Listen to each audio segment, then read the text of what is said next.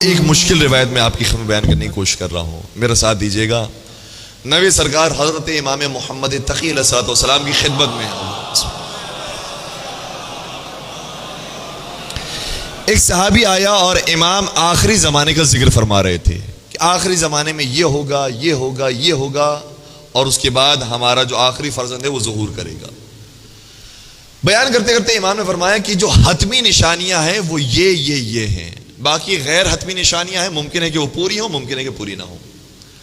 जब हतमी निशानियों को जिक्र किया तो कहा कि सुफियानी का खुरूज होगा, और फिर रिवायत ये कहती है कि बाकी और जो निशानियां हैं जिसमें हमें मालूम है कि क़याम खुरासानी है, मक्का और मदीना के दरमियान ज़मीन का धस जाना है, दज्जाल का आना है, ये हतमी निशानियों के अंदर बयान किया गया है।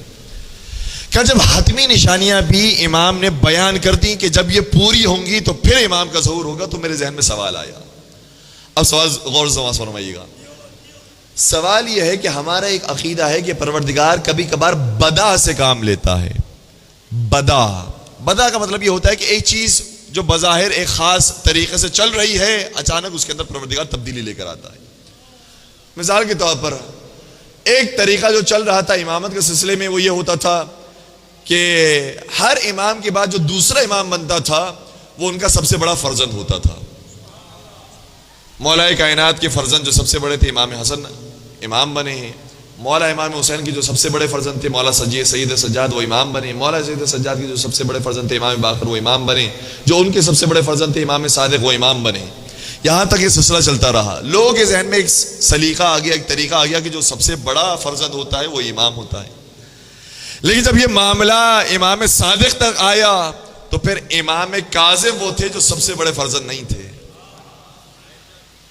यहां पर रिवायतें कहती हैं कि परवरदिगार ने बदा से काम लिया, यानी वो इरादा जो चला आ रहा था लोगों के जहन में महफूज हो गया था, उसमें तब्दीली वाकई की। कहा नहीं, अब बड़ा बेटा नहीं, जो हकदार है हकीकी हकदार, चाहे वो बड़ा हो या छोटा हो, वो इमाम बनेगा।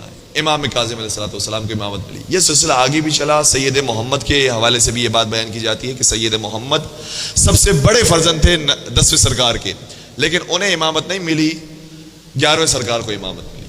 इस तरीके से ये सिलसिला आगे बढ़ा। तो कुछ मामला में परवरदिगार बदा करता है।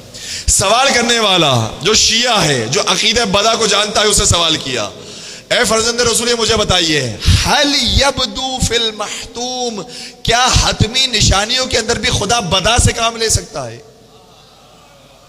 बात वाज़ेह हो रही है।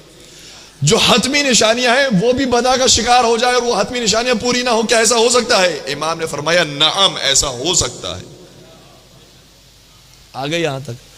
अब उसे दूसरा सवाल किया, कहने लगा नखाफू अन्ना अन यब्दू लिल्लाहि फिल कायम, ए फर्जंद रसूल फिर मुझे खौफ है कि कहीं परवरदिगार 12वें सरकार के बारे में भी बदा से काम न ले ले। कितना ये समझदार, कितना ज़हीन ये शागिर्द है। कहने लगा कि 12वें सरकार के बारे में भी कहीं ऐसा ना हो जाए कि परवरदिगार बदा से काम ले ले और उनकी हुकूमत ही कायम ना हो, वैसे क़यामत आ जाए, कहीं ऐसा ना हो जाए। इमाम ने क्या खूबसूरत जुमला इरशाद फरमाया, और फिर मैं उस आयत का तर्जुमा पेश करूंगा जिसे सरनामा कलाम में बयान किया था, तो आपको लुत्फ आएगा। मौला ने इरशाद फरमाया कि जब उससे सवाल किया कि क्या 12वें सरकार के बारे में, उनकी हुकूमत के बारे में बदा हो सकता है, इमाम ने फरमाया कि उसमें बदा नहीं हो सकता। क्यों? इन्नल काइम फिल मियाद, क्योंकि 12वें सरकार की हुकूमत वादे परवरदिगार में से है, वादे इलाही में से है। जिस चीज का खुदा वादा कर लेता है फिर उसकी वादा खिलाफी नहीं करता। कुरान करीम ने कहा है कि इन्नल्लाह ला युखलिफुल मियाद, परवरदिगार अपने वादे की खिलाफ वर्जी नहीं करता। यह वादा है जो पूरा होकर रहेगा। अब उस आयत को सुनिएगा जिसे मैंने सल्लल्लाहु अलैहि वसल्लम में बयान किया, वअदल्लाहुल्लज़ीना आमनू मिनकुम व अमिलुस्सालिहात ला यस्तखलिफन्नहुम फिल अर्ज़ कमा इस्तखलफल्लज़ीना मिन क़ब्लिहिम। यह परवरदिगार का वादा है सारे मोमिनीन से। मेरा साथ दीजिएगा। खुदा कह रहा है मेरा वादा है सारे मोमिनीन से जिन्होंने मुझ पर ईमान लेकर आए और अमल साले किए हैं, उनसे क्या वादा है? लयस्तखलिफन्नहुम फिल अर्ज़, इस जमीन में जरूर उन्हें खलीफा बनाएगा। कमस्तखलफल्लज़ीन मिन क़ब्लिहिम, जिस तरीके से उनसे पहले वालों को खलीफा बनाया था। तो ये वादे इलाही है और वादे इलाही में कभी बदा नहीं होता। दुरूद पढ़ दीजिए मुहम्मद व आले मुहम्मद।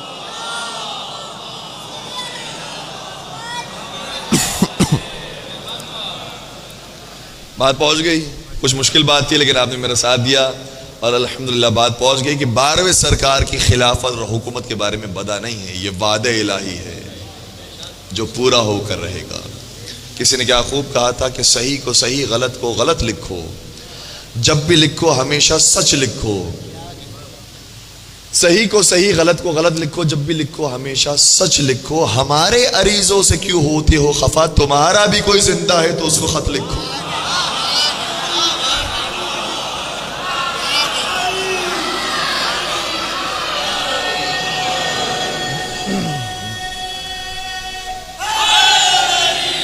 याली